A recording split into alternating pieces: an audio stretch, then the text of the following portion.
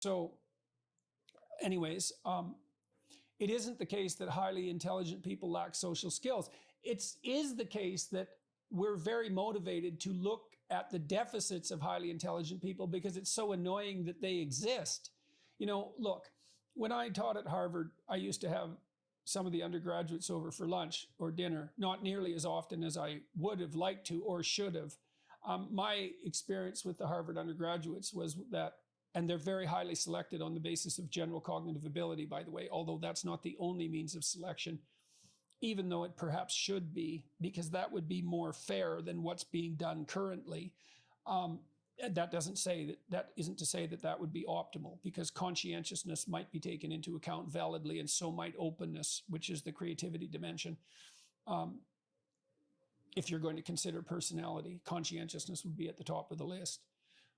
Anyhow, my observation with the Harvard undergraduates was 1/3 of them were as smart as anybody you're ever going to meet. And those were people, kids, who you could teach something to and they would immediately grip it, and then they would immediately generalize it to areas that perhaps you haven't even considered, which is a hallmark of extreme intelligence and also to some degree of creativity. So that was always very interesting. 1/3 of them would catch on faster than virtually everybody you ever met, but didn't have that generalization capacity. And then 1/3 would get it if they worked. And so that was the Harvard undergraduate population. And so I would invite students, particularly from that upper third, let's say, to have lunch, because they were very interesting to me, those kids, and get to know them. And like, they were almost without exception, and perhaps without exception, they were great people. You know, they were generally attractive, they were socially skilled, they were humble, you know, and going to an Ivy League school like Harvard, at least at that time, was a humbling experience, because no matter how smart you were, where you came from, and you were very likely to be a valedictorian, for example, if you were admitted to Harvard, you were not as smart as some of the people around you, and you were way not as smart as some of them. And so it was a humbling experience for everyone. Now, they might have been puffed up because they were at Harvard to some degree, but within Harvard, that was a whole different story. That's not a place that's all that easy on your ego as a first year. So, you know, and that's something to think about if you barely got in. I would recommend, if you barely got in, that you attend somewhere where you're a bigger fish in a smaller pond. It'd be a lot easier on you psychologically. You know, maybe the connection network wouldn't be as good, but I would generally recommend that, you know, you don't go somewhere where you barely made it. I don't think that's the best possible route.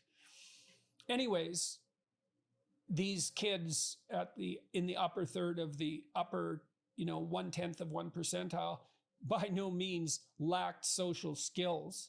You know, most of them were good athletes, because that was also a criteria for admission, or they had performed some other quite remarkable feat of accomplishment, at least one, by the time they were applying, because to get into Harvard, you needed to have extremely high general cognitive ability. Let's say you probably also needed to be conscientious, at least implicitly, but you definitely needed to have accomplished 1 or 2 remarkable things in your life before you got selected, because general cognitive ability wasn't enough, because Harvard had a plethora of candidates in the stratosphere echelons of general cognitive ability.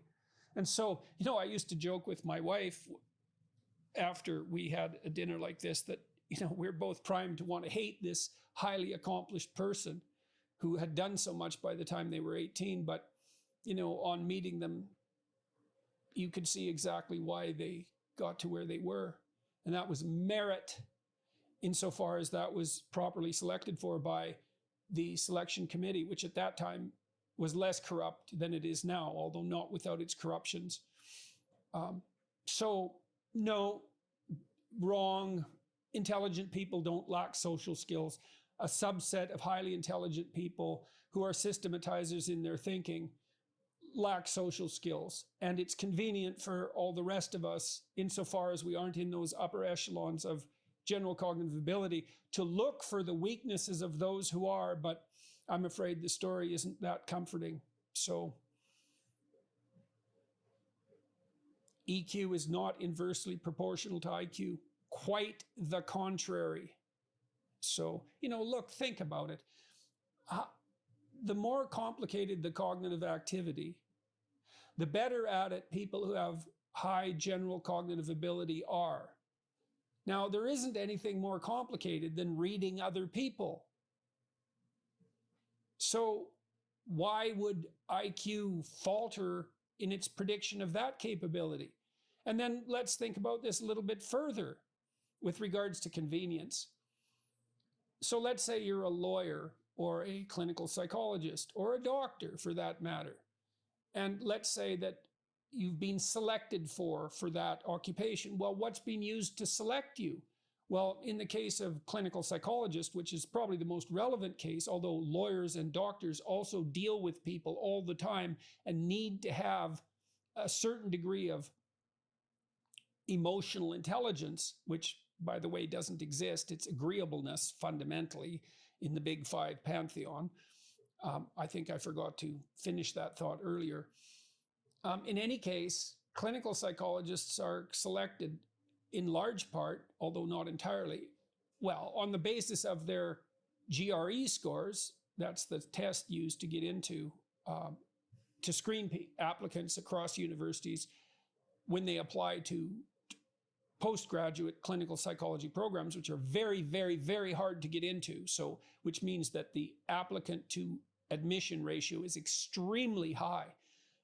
It's at least as hard to get into as medical school, and I would argue probably harder, but I might be wrong because they're both very hard to get into. You're basically selected on the basis of your GRE scores. About a third of your application would be of your success would be a consequence of your GRE scores and your grades. And both of those are central markers for general cognitive ability. And so all the people who practice clinical psychology have been selected on the basis of general cognitive ability. And maybe that's not the only criteria that should have been used. And it isn't, because, evaluation committees look at things like letters of recommendation, which are not particularly valid predictors of competence, by the way, but maybe can be used to screen out, by reading between the lines. Generally, the letters of recommendation for anybody applying to programs that are highly selective are glowing. And so it's very difficult to differentiate between them. And a predictor with no differentiation has no utility. And increasingly, people are loath to provide accurate letters of recommendation because they're afraid that, well, they'll be caught up in some scandal if they let their opinion be known. So they're in all likelihood becoming less valid predictors. But in any case, I'm hammering this point home because it needs to be hammered home. Intelligent people are better at everything that's complicated. It's the nature of intelligence. It's the central nature of intelligence. And, there are vast differences in intelligence between people, and those have massive real world consequences. And doesn't that just suck? Well, it certainly does. It's perhaps the most inedible object that psychological research has, generated for your delectation. And it isn't even clear that our culture can absorb the knowledge without crumbling. So, but there it is, and we're forced to deal with it. Now, the upside is, because we can measure general cognitive ability, and this, you got to think this through, people, everyone, we can sort people on general cognitive ability. And so that's a bloody catastrophe for those who don't make the sorting, isn't it? And something has to be done about that, and some thought put into it, some real thought put into it, not hand waving that says everyone can be trained to do anything, which is liberal bullshit. It's a lie. It's not true. It's an anti-truth, unfortunately, because wouldn't it be lovely if that was the case? And hard work, which is expressed in trait conscientiousness, can compensate to some degree. But no matter how hard I work, for example, I'm never going to be the kind of mathematician that can do cosmological level or particle level physics. I've seen mathematical geniuses. I've had some of them as students. They could learn in a month what took me 5 years not to learn very well. I had a student who was a systematizer on the autistic spectrum, and although also highly verbally proficient in her systematic way, God, she learned more about statistics in 2 months being my graduate student than I did in 12 years of being a PhD candidate and then a researcher. And you know, she won awards for teaching statistics in her first semester. And those concepts to her were like reading an ABC book for me. And I'm not like that. You know, I have some sense of my own intellectual limitations. I certainly see them in the mathematical realm. My verbal intelligence is very high, but my nonverbal intelligence it's high, but it's not very high. And I've met people who have very high nonverbal intelligence and had the privilege to work with them. But, you know, the thing about the sorting is that obviously it's extremely hard on people who don't make the cut in whatever direction the cut is being made. But it allows the rest of us morons to be in a position to take preferential advantage of the talent that we've winnowed and that is now being presented to us. And so we have to ask ourselves, what's in our best interest, people? Are we going to swallow the bitter pill of differences in general cognitive ability so that we can exploit for our own utility the massive advantage that those who have high general cognitive ability are able to present to us? And are we going to play the game straight so that we do open the door to those who have proficiency in that regard so they can maximize their talent and therefore benefit the rest of us? Because that's what we do when we use objective merit-based screening for application to places like Harvard. And if we did that, well, we'd stop screening out the Asians, for example, which is an unbelievably perverse thing to do, given that they have an edge in conscientiousness, probably for cultural reasons.